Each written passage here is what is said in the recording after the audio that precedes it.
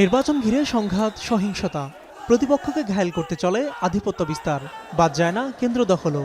এমন সব অভিযোগ অসঙ্গতিতে বন্ধ হয় ভোট কার্যক্রম। ভোটের সময়ে এসব ঘটনা এড়াতে প্রার্থী ও দলের প্রচার প্রচারণায় আচরণবিধি লঙ্ঘনে নির্বাচন কমিশন কঠোর হলেও এসব যেন প্রতিটি নির্বাচনের নিয়মিত ঘটনা। সবশেষ 2024 সালে দ্বাদশ জাতীয় সংসদ নির্বাচনেও এমন সংঘাত, সহিংসতা আর আচরণবিধি লঙ্ঘনে ঘটে বেশ কিছু প্রাণহানি। নির্বাচনী সহিংসতায় বিগত 3 জাতীয় সংসদ নির্বাচনে অর্ধশতেরও বেশি প্রাণহানি ঘটে। আহতের সংখ্যা দাঁড়ায় কয়েক হাজারে। আমার জন্য এখন বড় দুশ্চিন্তা হয়ে গেছে যে AI, misuse of AI, abuse of AI, এই যে রং ইনফরমেশনগুলো দিচ্ছে। আচরণ বিধিমালা চূড়ান্ত হলেও বহুল ব্যবহৃত কৃত্রিম বুদ্ধিমত্তা, এআই এর অপব্যবহার নিয়ে শঙ্কিত খোদ কমিশন প্রধানও। তাই তো এবারও নির্বাচনী আচরণ বিধিমালা 2025-এ বিশেষভাবে গুরুত্ব পাচ্ছে বিষয়টি।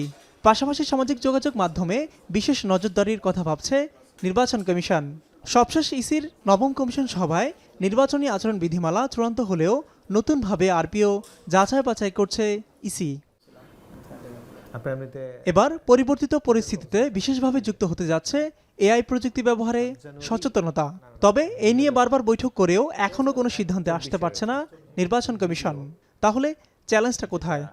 ইলেকশনের সময় কোনো একটা ভিডিও যদি 2-3 ঘন্টা অনলাইনে থাকে এবং সেটা যদি মিস ইনফরমেশন যুক্ত ভিডিও হয়, তাহলে কিন্তু আপনার যে কোনো এলাকায় কিংবা পুরো ন্যাশনালি ভোটার বিহেভিয়ার চেঞ্জ করে ফেলতে পারে। ইলেকশন টাইমে এই ওভারসাইট বোর্ড খুবই ক্লোজলি প্ল্যাটফর্মগুলোর সাথে কাজ করতে হবে। এছাড়া ড্রোন ব্যবহারের নিষেধাজ্ঞা সহ প্রয়োজনে সিসি ক্যামেরা ব্যবহারের কথা ভাবছে ইসি।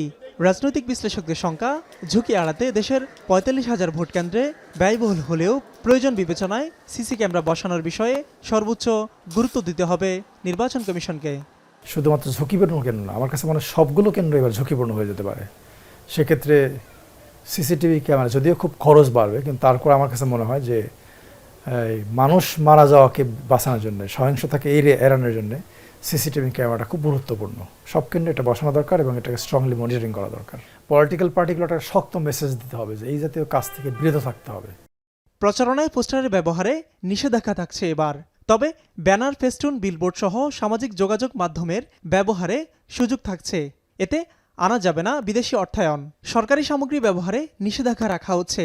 পরিবেশ বান্ধব সামগ্রী ব্যবহারে উৎসাহী করছে ইসি। একই সাথে আচরণবিধি লঙ্ঘনের শাস্তি সর্বোচ্চ প্রার্থিতা বাতিল থাকছে আগের নিয়মেই। সেই সাথে কমন প্ল্যাটফর্ম থেকে প্রার্থীদের ইস্তেহার ঘোষণার সুযোগ রাখছে নির্বাচন কমিশন। আর এসব নিয়েই অনেকটা চূড়ান্তের পথে নির্বাচনী আচরণ বিধিমালা 2025। নেওয়া হচ্ছে মতামত, সুপারিশও। 2026-এর ফেব্রুয়ারির প্রথমার্ধে ত্রয়োদশ জাতীয় সংসদ নির্বাচন ঘিরে ডিসেম্বরের প্রথমার্ধে নির্বাচনী তফসিল। এতে বাকি রইল 4 মাস। নির্বাচন ঘিরে তৎপর সরকারের স্বরাষ্ট্র মন্ত্রণালয়, সেই সাথে যৌথ বাহিনীও। তবে দ্রুত সময়ের মধ্যে আচরণবিধি চূড়ান্ত করে এর প্রয়োগে কতটা কঠোর হতে পারে নির্বাচন কমিশন, সেটি এখন দেখার বিষয়। মিয়া আমিরুল, এখন, Dhaka. Colour expert, George sap এবং মাইল্ড অন হ্যান্ডস টেকনোলজি সমৃদ্ধ অরিক্স ক্রিস্টাল ওয়াশ আপনার লন্ড্রি এক্সপার্ট।